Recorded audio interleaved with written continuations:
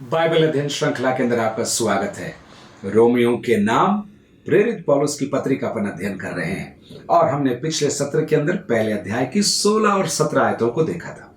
प्रभु का अनुग्रह हम चाहते हैं। आज हम 18 आयत से आगे देखने जा रहे हैं।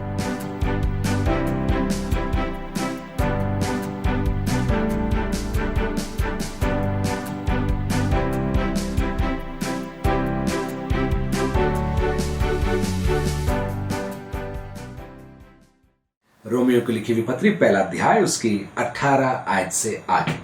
परमेश्वर का क्रोध तो उन लोगों की सब अभक्ति और अधर्म पर स्वर्ग से प्रकट होता है जो सत्य को अधर्म से दबाए रखते हैं, इसलिए कि परमेश्वर के विषय का ज्ञान उनके मनों में प्रकट है, क्योंकि परमेश्वर ने उन पर प्रकट किया है। एक एक वाक्य को अपन गहराई से देखना चाहते हैं। परमेश्वर का क्रोध, क्रोध तो नकारात्मक है ना। एक व्यक्ति अगर क्रोधी हो तो हम उससे दूर रहना चाहते हैं, उसके पास क्यों जाएंगे। और फिर यहां लिखा है परमेश्वर का क्रोध, तो क्या परमेश्वर के स्वभाव में क्रोध है? आपको मालूम, जिस रीति से हम क्रोध को जानते हैं वो क्रोध नहीं है परमेश्वर के अंदर। परमेश्वर पवित्र है, लेकिन आप पाएंगे हाँ, परमेश्वर क्रोध करता है, लेकिन जब वो क्रोध करता है उसके अंदर पाप नहीं है, क्योंकि वो पाप का सामना कर रहा है। जो मनुष्य अपनी आदतों से बार बार जानते हुए भी जब गलती करता है तो उसके खिलाफ, उसके विरुद्ध परमेश्वर कोप करता है, क्रोध करता है। तो अब देखिए, परमेश्वर का क्रोध तो उन लोगों की सब अभक्ति और अधर्म, अभक्ति और अधर्म तो शब्द, अभक्ति ईश्वर की ओर कमी पेशी, अधर्म मानव समूह की ओर कमी पेशी, यानी कि अपने जीवन शैली के अंदर परमेश्वर का भय नहीं, वह अभक्ति हो गई। अधर्म अन्य मनुष्यों के विरुद्ध या उनके सामने गलत व्यवहार और गलत आदत अभक्ति हो गई। परमेश्वर का क्रोध तो उन लोगों की सब अभक्ति और अधर्म पर स्वर्ग से प्रकट होता है। क्यों? देखिए, जो सत्य को अधर्म से दबाए रखते हैं। पौलुस आगे बताएगा परमेश्वर का क्रोध कब उठता है मालूम? जब व्यक्ति को मालूम है ये गलत है, फिर भी वो करता है और जो करते हैं उनसे प्रसन्न होता है, उसके विरुद्ध परमेश्वर का क्रोध उठता है। आगे देखते हैं, जो सत्य को अधर्म से दबाए रखते हैं, इसलिए कि परमेश्वर के विषय का ज्ञान उनके मनों में प्रकट है, क्योंकि परमेश्वर ने उन पर प्रकट किया है। उसके अनदेखे गुण अर्थात उसके सनातन सामर्थ्य और परमेश्वरत्व जगत की सृष्टि के समय से उसके कामों के द्वारा देखने में आते हैं, यहां तक कि वे निरुत्तर हैं, निरुत्तर हैं। कई बार लोग एक सवाल पूछते हैं कि उन लोगों का क्या होगा जिन्होंने यीशु मसीह का नाम कभी सुना ही नहीं है। उसका जवाब आपको इन आयतों में मिलता है। परमेश्वर के विषय का ज्ञान परमेश्वर ने स्वयं प्रकट करके रखा है। कहां और कैसे? अपने कार्यों के द्वारा, अपने कार्यों के द्वारा। इंग्लिश में एक शब्द है जनरल रेवलेशन, यानी कि सामान्य प्रकटीकरण। परमेश्वर ने अपने बारे में लोगों के मनों में, लोगों के कॉन्शियंस के अंदर इस बात को डाल के रखा है कि कोई है। कुछ लोग ऊपर वाला कहते हैं तो कुछ लोग शक्ति कहते हैं। उनके अंदर ये बात है कि एक है जो हमें चला रहा है। मैं छोटा था तब एक कहानी मैंने सुनी, आज मुझे याद आ रही। कुछ लोग एक्सपेरिमेंट करना चाहते थे, प्रयोग करना चाहते थे और ये साबित करना चाहते थे कि एक बच्चा परमेश्वर को पुकारता है केवल और केवल इसलिए क्योंकि उसके माता पिता उसे सिखाते हैं। तो इस नवजात शिशु को वो ले गए, एक बड़े घर के अंदर रखा और वहां पर जितने लोग उस बच्चे की सेवा करते थे उनको स्पष्ट निर्देश दे रखे थे कि कोई भी ईश्वर या परमेश्वर का नाम नहीं लेगा। ये बच्चा बढ़ता गया और कई सालों तक इसने कहीं भी ईश्वर या परमेश्वर का नाम नहीं लिया या पूछा नहीं। तो वैज्ञानिक सोचने लगे, देखा हमारा प्रयोग सही हो रहा है। एक दिन जब घर के अंदर काम करने वाले उस बच्चे से मिलने गए तो वो लड़का खिड़की खोलकर उगते सूरज को देख रहा था और निहार रहा था और रो रहा था। तो आकर प्रयोगकर्ताओं ने पूछा, क्यों रो रहे हो बेटा?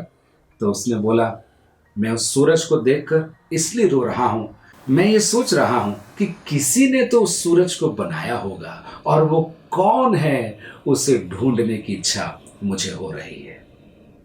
सचमुच परमेश्वर ने अपना ज्ञान आपके और मेरे मनों में डाल के रखा है। बहुत सारी आयतें हैं उससे जुड़ी हुई, कुछ आयतों को मैं आपको देता हूं। यशायाह 6:3 में क्या लिखा है देखिए। वे एक दूसरे से पुकार पुकार कर कह रहे थे, सेनाओं का यहोवा पवित्र पवित्र पवित्र है, सारी पृथ्वी उसके तेज से भरपूर है। भजन संहिता को अगर आप पढ़ेंगे तो बार बार भजनकार ये कहते हैं, परमेश्वर की महिमा, परमेश्वर की महिमा। 19 भजन के अंदर देखिए, 19 भजन के अंदर पहली आयत में लिखा है, आकाश परमेश्वर की महिमा का वर्णन कर रहा है, आकाश मंडल उसकी हस्तकला को प्रकट कर रहा है, दिन से दिन बातें करता है और रात को रात ज्ञान सिखाती। पूरे भजन के अंदर भजनकार सृष्टि का वर्णन कर रहा है कि किस प्रकार सृष्टि परमेश्वर के गुणगान गा रही है, परमेश्वर की महिमा कर रही है। 20 आयत फिर पढ़ रहा हूं आपके लिए। उसके अनदेखे गुण अर्थात उसके सनातन सामर्थ्य और परमेश्वरत्व जगत की सृष्टि के समय से उसके कामों के द्वारा देखने में आते हैं, यहां तक कि वे निरुत्तर हैं। वे निरुत्तर हैं, उनके पास कोई भी बहाना नहीं रहेगा, क्योंकि परमेश्वर ने अपने आप को उन पर सृष्टि के द्वारा प्रकट किया है।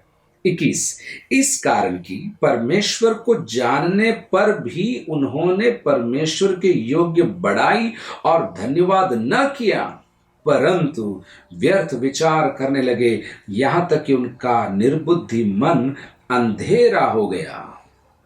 इन आयतों के अंदर यानी कि पहले अध्याय की 18 से लगाकर 32 आयत तक पौलुस उन लोगों को संबोधित कर रहा है या उन लोगों के बारे में बता रहा है जो परमेश्वर का ज्ञान रखने के बावजूद भी उसकी कल्पनाओं के आधार पर नहीं चलते हैं। ये वो झुंड है जो अपनी मन मर्जी करना चाहता है। परमेश्वर कौन है हमें नहीं मालूम, हमको तो ये अच्छा लगता है इसलिए हम ये करते हैं, हमारे पास धन है इसलिए हम करेंगे, हमको सिखाया गया है इसलिए हम करेंगे। ये एक झुंड है जो अभक्ति के अंदर जीवन बिता रहे हैं। पौलुस इनके बारे में कह रहा है और वो कहता है कि ये लोग निरुत्तर रहेंगे, न्याय के दिन परमेश्वर का ज्ञान हमें नहीं मिला ये नहीं कह पाएंगे। क्यों? क्योंकि अपने कार्यों के द्वारा परमेश्वर ने अपना ज्ञान इन्हें दिया है। इस कारण कि परमेश्वर को जानने पर भी उन्होंने परमेश्वर की योग्य बड़ाई और धन्यवाद न किया, परंतु व्यर्थ विचार करने लगे, यहां तक कि उनका निर्बुद्धि मन अंधेरा हो गया। 22, वे अपने आप को बुद्धिमान जताकर मूर्ख बन गए। 23, और अविनाशी परमेश्वर की महिमा को नाशवान मनुष्य और पक्षियों और चौपाइयों और रेंगने वाले जंतुओं की मूर्त की समानता में बदल डाला। पौलुस कह रहा है, सृष्टिकर्ता को जानने के बाद भी लोग सृष्टि की आराधना करने लगे। उन्हें यह अच्छा लगा कि वे सृष्टिकर्ता को भूलकर सृष्टि की उपासना करें। ये वही बात हो गई, आपको कुछ इनाम किसी ने दिया, एक बड़ा तोहफा किसी ने आपको दिया, आपको जो मिला उसमें आप इतने फिदा हो गए कि जिसने दिया उसको आप पूरी रीति से भूल गए। पौलुस ऐसे लोगों के बारे में कहता है। अब देखिए, और अविनाशी परमेश्वर की महिमा को नाशवान मनुष्य और पक्षियों और चौपाइयों और रेंगने वाले जंतुओं की मूर्त की समानता में बदल डाला। मनुष्य ने परमेश्वर की उपासना नहीं करी, परंतु परमेश्वर ने जो बनाया उसकी उपासना वे करने लगे। सृष्टिकर्ता को छोड़कर सृष्टि की आराधना और उपासना करने लगे। और पौलुस हमें यहां सिखाता है, जब भी परमेश्वर के कार्यक्रम, जब भी परमेश्वर की पद्धति को मनुष्य बदलता है, परमेश्वर उसे अपने हाल में छोड़ देता है और इस रीति अपने कोप को प्रकट करता है। हमारी समझ क्रोधित होने के बारे में या कोप दिखाने के मामले में यह हो सकती है कि कोई जोर से चिल्लाए या छड़ी मारे या हंगामा खड़ा करे, लेकिन यहां देखिए परमेश्वर अपना क्रोध कैसे प्रकट कर रहा है। अपना ध्यान अपना प्रेम मनुष्य पर से हटाकर। और ये क्यों? क्योंकि उसने परमेश्वर के कार्यक्रम को बदला है। यहां पर 3 उदाहरण पौलुस देगा, 3 बार इन शब्दों का प्रयोग करेगा। मैं आपके साथ उन्हें देखना चाहता हूं। तो देखिए 23 आयत में हमने देखा परमेश्वर की खूबसूरती, परमेश्वर की महिमा को तजकर छोड़कर मनुष्य ने मूर्तियों की आराधना करना चाहिए। 24 में लिखा है, इस कारण परमेश्वर ने उन्हें उनके मन की अभिलाषाओं के अनुसार अशुद्धता करने के लिए छोड़ दिया। मेरी योजना को तुमने बदला, मैं तुम्हें छोड़ रहा हूं। और जब लोग छूटे तो क्या किया? देखिए, मन की अभिलाषाओं के अनुसार अशुद्धता वे लोग करने लगे। अब 25 आयत, क्योंकि उन्होंने परमेश्वर की सच्चाई को बदलकर झूठ बना डाला। परमेश्वर की सच्चाई को बदलकर, वापस ये शब्द आया, बदलकर। परमेश्वर की सच्चाई को बदलकर क्या किया उन्होंने?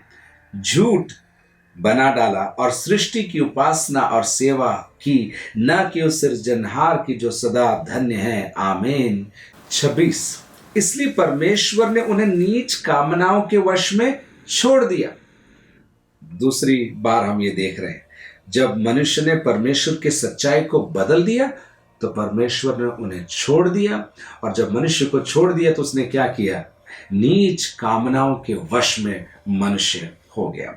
और उसके बाद आप आगे देखिए, वहां लिखा है, यहां तक कि उनकी स्त्रियों ने भी स्वाभाविक व्यवहार को उससे जो स्वभाव के विरुद्ध है बदल डाला। यहां पर एक प्रासंगिक बात आज जो हो रही है उसके विषय में यहां पर लिखा है, समलैंगिक विवाह या समलैंगिक व्यवहार, या सरल शब्दों में कहूं, पुरुष पुरुष के साथ संबंध, स्त्री स्त्री के साथ संबंध, बाइबल के आधार पर यह बिल्कुल गलत है। देखिए, शारीरिक संबंध विवाह के अंदर परमेश्वर की योजना है, लेकिन विवाह के बाहर नाश होने का कारण है, पाप है, अत्यंत गलत है। और यहां पर पौलुस उस जमाने की बात कह रहा है, लेकिन आज कितनी प्रासंगिक है आप देखिए। वह कह रहा है, स्त्रियों ने भी स्वाभाविक व्यवहार को उससे जो स्वभाव के विरुद्ध है, जो नेचुरली परमेश्वर ने बनाया है, खूबसूरत बनाया है, लेकिन विवाह के दायरे के अंदर होना चाहिए और स्त्री और पुरुष के मध्य में होना चाहिए। क्या हुआ? उन्होंने परमेश्वर की योजना को बदल डाला। इस कार्यक्रम को न केवल स्त्रियों ने, लेकिन 27 में लिखा है, वैसे ही पुरुषों ने भी बदल डाला। जो उन्हें अच्छा लगा वे करने लगे, और आज भी वे कहते हैं हमें अच्छा लगता है, हम करेंगे, आप कौन होते हैं हमें रोकने वाले। लेकिन देखिए क्या लिखा है वहां, फिर आगे यही बात लिखी है, परमेश्वर ने उन्हें छोड़ दिया। 28 आयत में देखिए, जब उन्होंने परमेश्वर को पहचानना न चाहा तो परमेश्वर ने भी उन्हें उनके निकम्मे मन पर छोड़ दिया कि वे अनुचित काम करें। परमेश्वर आपको रोकना चाहता है, परमेश्वर आपको गलत काम करने से रोकेगा, परमेश्वर आपको चिताएगा, समय समय पर आपको अनुग्रह देगा। आपके मन के अंदर नहीं करूं, नहीं जाऊं, नहीं बोलूं, ऐसी भावनाएं आएंगी। लेकिन अगर आप डटे हुए हैं, टिके हुए हैं कि मैं गलत करूंगा, तो परमेश्वर आपको आपके हाल में छोड़ देगा। और जब आपको आपके हाल में छोड़ देगा, आपको लगेगा मैं तो मन मर्जी कर रहा हूं, कितना मजा आ रहा है। किसी ने इस प्रकार बोला, पाप मुफ्त है, आज मुफ्त है, कल उसकी कीमत आपको चुकानी पड़ेगी। ये क्रेडिट कार्ड के समान है। आजकल ये भी प्रचलन में है ना, पैसा नहीं है तो क्रेडिट कार्ड ले लो। इतने फोन आते हैं आपके और मेरे पास, क्रेडिट कार्ड ले लो, चिंता नहीं करना, बस क्रेडिट कार्ड से काम हो जाएगा। आपको वो लोग ये नहीं बोलते, जब आप चुका नहीं पाओगे तो क्रेडिट कार्ड खाली लेकर नहीं जाएंगे, आपके घर में जो सामान है ना वो भी साथ में लेकर जाएंगे। आज मौज मस्ती करो, मन मर्जी करो, नहीं, पौलुस कहता है परमेश्वर आपके हाल में आपको छोड़ देगा तो आपकी अवस्था उससे भी बदतर हो जाएगी। लेकिन प्रभु चाहता है क्या? कि ईश्वरीय योजना को हम न बदलें, और यदि हम नहीं बदलेंगे तो उसका क्रोध नहीं, उसका प्रेम हमें निरंतर मिलता चला जाएगा। मेरे साथ है, ऐसे मैं अनुमान लगा रहा हूं। अब 29 आयत से आगे 31 आयत तक, 29 से 31 तक 21 आदतों और बातों को प्रेरित पौलुस पेश कर रहा है जो वह व्यक्ति करता है जिसे परमेश्वर ने अपने हाल में छोड़ दिया है। मैं सिर्फ उसे पढ़ लूंगा, बाकी आपको समझ में आ जाएगा। इसलिए वे सब प्रकार के अधर्म, दुष्टता, लोभ, बैर भाव से भर गए और डाह, हत्या, झगड़े, छल, ईर्ष्या से भरपूर हो गए और चुगलखोर, बदनाम करने वाले, परमेश्वर से घृणा करने वाले, दूसरों का अनादर करने वाले, अभिमानी, डींगमार, बुरी बुरी बातों के बनाने वाले, माता पिता की आज्ञा न मानने वाले, निर्बुद्धि, विश्वासघाती, माया रहित और निर्दय हो गए हैं। ये सूची आपको जानी पहचानी तो नहीं लग रही? इस सूची में ऐसी कुछ बातें तो नहीं है जो मेरे और आपके जीवन के अंदर है? एक बार अवलोकन कर ले, क्योंकि अगर परमेश्वर ने हमें हमारे हाल में छोड़ दिया है तो ये सारे लक्षण हमारे जीवन में दिखाई देने लगेंगे। मेरी प्रार्थना है कि लक्षण हमारे जीवन में कम होते जाएं और ईश्वरीय स्वभाव हमारे अंदर उदय होता जाए। लेकिन रुकिए, 32 में क्या लिखा है? वे तो परमेश्वर की ये विधि जानते हैं। ये बात महत्वपूर्ण है, सुनना आप इस बात को। वे तो परमेश्वर की ये विधि जानते हैं कि ऐसे ऐसे काम करने वाले मृत्यु के दंड के योग्य हैं, तो भी न केवल आप ही ऐसा काम करते हैं वरन करने वालों से प्रसन्न भी होते हैं। खुद करते हैं वो तो गलत है ही, लेकिन ऐसे करने वालों से प्रसन्न भी होते हैं। आज के YouTube की दुनिया, इंटरनेट की दुनिया के बारे में 1 मिनट आपसे बात करूं। जब आप ऐसी बातों को देखते हैं, सुनते हैं, चाहे वो चलचित्र के माध्यम से हो, चाहे इंटरनेट पर हो, चाहे चित्र हो, जो अश्लील हैं, जो प्रभु को भाते नहीं है, जिसे देखते समय आपको खुद को शर्म आती है, अगर आप इन कार्यों में अपना समय, अपना धन, अपना डेटा, अपना ध्यान लगा रहे हैं, तो आप देखिए यहां ऐसा लिखा है, तो अभी न केवल आप ही ऐसा काम करते हैं वरन करने वालों से प्रसन्न भी होते हैं। कुछ लोग तो इसके लिए पैसा देते हैं। मैं आपको चेतावनी देना चाहता हूं, अश्लीलता बढ़ती जा रही और भी बढ़ती जाएगी। बहुत क्रूर तरीके से ये परिवारों को तोड़ रही है। इतना ही नहीं, छोटे छोटे बच्चे भी इसके आदी हो रहे हैं। शायद आपने भी इससे संघर्ष किया होगा।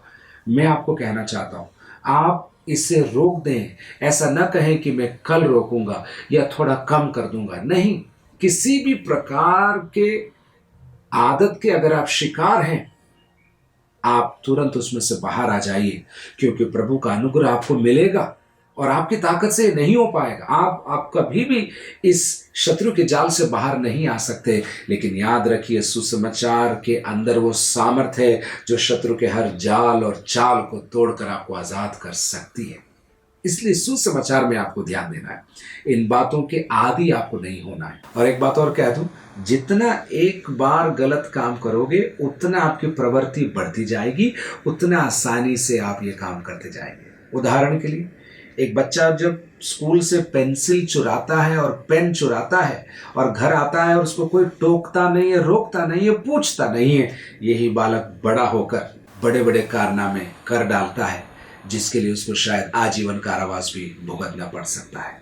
मैं क्या कह रहा हूं, आपकी वो आदत जो प्रभु को प्रसन्न नहीं करती, उसे तुरंत आप छोड़ दीजिए और प्रभु से अनुग्रह मांगिए, क्षमा पाइए और अब कहिए, प्रभु मुझे शुद्ध कर, क्योंकि मैं न केवल ऐसे ही काम करने वाला बनूं, परंतु मैं ऐसे काम करने वालों से प्रसन्न नहीं होना चाहता हूं। प्रभु तू मुझे शुद्ध कर। मैं आपके लिए प्रार्थना करना चाहता हूं। मैं कोई परम पवित्र संत हूं इसलिए नहीं, हाँ धर्मी ठहराया गया हूं, लेकिन जब संसार के अंदर रहता हूं, ये सारी बातें चारों तरफ घूम रही है, इसका सामना करने के लिए ये सुसमाचार मुझे बल देता है। याद रखिए, ईश्वरीय कार्यक्रम को आप बदलना मत, परंतु ईश्वरीय कार्यक्रम के अनुरूप आप ढल जाना, तो परमेश्वर का क्रोध नहीं, परमेश्वर की दया और परमेश्वर का प्रेम आपको मिलता जाएगा। प्यारे प्रभु यीशु मसीह, आपके सुसमाचार के लिए मैं धन्यवाद देता हूँ। यीशु मसीह के नाम से सारे एडिक्शंस को ब्रेक करता हूँ, चाहे वो मादक पदार्थ का हो, शराब का हो, तंबाकू का हो, अश्लीलता का हो, पोर्नोग्राफी का हो, फिल्मों का हो, हर गंदी हरकत यीशु के नाम से हम तोड़ते हैं। और अगर हमारे मनों में ये बात आई कि कोई बात नहीं, सब करते हैं, मैं किसी का बुरा नहीं कर रहा, मैं डिलीट कर दूंगा, ऐसी बातें अगर शत्रु हमारे जीवन में बो रहा है, यीशु के नाम से उसको हम हलक करते हैं, खंडित करते हैं प्रभु। और ये 21 जो बातें पौलुस ने हमें बताई, उसमें से एक भी बात हमें न पाई जाए, हम तेरे जैसे बन जाएं, ऐसी हमारी प्रार्थना है। तेरे लोगों को आशीष के साथ भेजते हैं। वचन हमारे लिए जीवन में सार्थक है, इसलिए हम धन्यवाद देते हैं। और प्रभु, हम मनुष्य प्रभु सृष्टि की नहीं, सृष्टिकर्ता की ही आराधना करेंगे। चर्च की सिस्टम्स की नहीं, ट्रेडिशंस की नहीं, अन्य मूर्तियों या अन्य बातों की नहीं, लेकिन हम जीवित अनदेखे सनातन परमेश्वर की आराधना निरंतर करते रहेंगे। आपके लोगों को आप आशीष दीजिए, यीशु मसीह के नाम से मांगते हैं, आमीन। प्रभु आपको बहुत आशीष दे।